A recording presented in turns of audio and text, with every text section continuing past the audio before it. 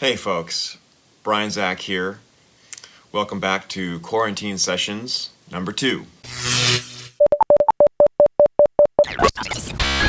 Today's video is a song that was sent to me by a client that I've worked with in the past. He needed this song pretty much like at the end of the day when he contacted me. He contacted me maybe like middle of the day, noon or something like that, and asked me if he could have the files by 3 a.m. So I assured him that that was possible. So he proceeded to send me the song, and I was able to record it and get it done in time. I'm going to talk a little bit about what I did on this song, how I prepared to record it, what gear I used, and how I sort of approached it from a playing perspective.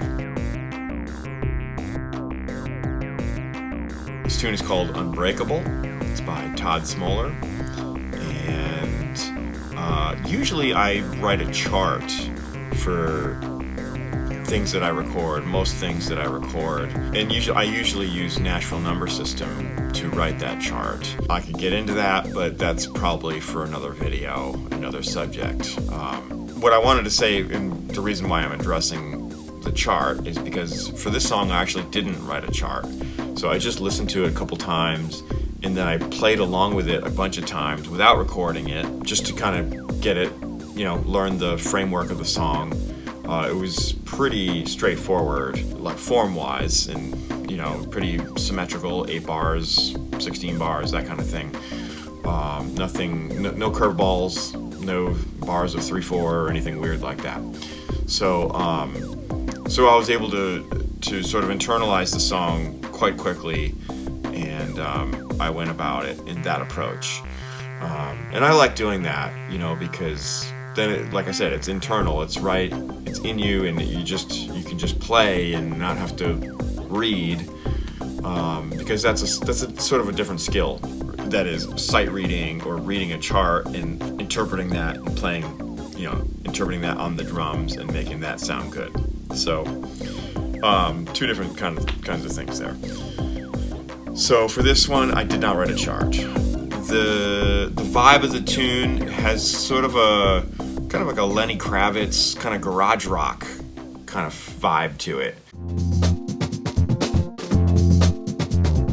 Gear-wise, I went with my 22-inch Camco bass drum, and that's 2 heads on it, 2 solid heads, wide open, no muffling. I just thought that would be a cool sound for this song. It's got that sort of vintagey vibe and just super warm and just kind of rumbly, and I don't think that whoever mixed it, they didn't keep a lot of the sub frequencies from the kick in.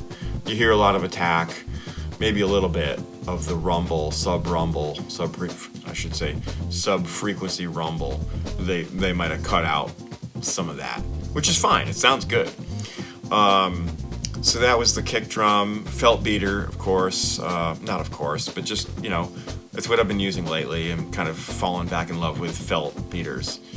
I used to use plastic beaters quite often, and I still do in live settings, because in live settings a lot of times it's you got just guns blazing and you just need that extra sort of attack articulation sound. So but lately in the studio I've fallen back in love with felt beaters, and I'm really enjoying that. Let's see, snare drum, I'm using my Canopus Yaiba Birch snare. It's a 6.5 by 14, or maybe it's a 6 by 14, I can't remember. Die-cast rims, like I said, birch, wonderful drum. I mean, just so articulate, this drum.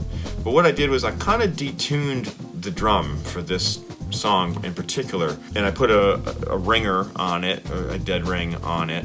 And just the reason I detuned it is just to have that, again, that garage rock sort of, almost like the drum is not in tune, but like not in an annoying way. So just a little bit of like detuned, gushy snare drum. Cymbals, I went with dark, trashy sound, a bit washy. 20-inch crash on the right, 19-inch crash on the left. The ride is a 20-inch medium, traditional. It's all Istanbul Agops, of course. Hats are my standard 14-inch mediums. It seemed to fit. I didn't use a whole lot of cymbals on this. I took the china away. I didn't need all the, there you can see I use this. There's a splash cymbal set up. I don't think I even hit it. Maybe I did on the fade out. I'm not sure, but I don't think I used it. I think I only used the 2 low toms also. So I'm just going for that low, tubby, thuddy, sort of old school garage band rock sound. So I don't think I even touched the high tom. So playing wise, okay, how did I approach it? Just sort of caveman style in parts. Just kind of kept it simple, dumb it down. It's a rock tune. Let it rock. It doesn't need a whole bunch of notes. Doesn't need a whole bunch of flamadiddle, paradiddle, fluggada-fluggadas flying around. I might have slipped in a few little things here and there, but mostly it's just, like single strokes and, standard rock and roll repertoire. The bucket of fish,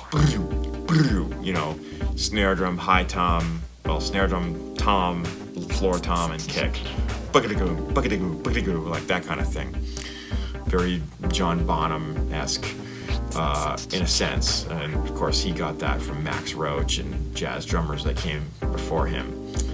Again, that's a whole nother video, a whole nother drum lesson. This is Unbreakable by Todd Smoller, and yours truly playing the drums right here from home in the quarantine sessions during the stay-at-home virus COVID-19. I'm ready to get out of the house. One of these days, it'll happen.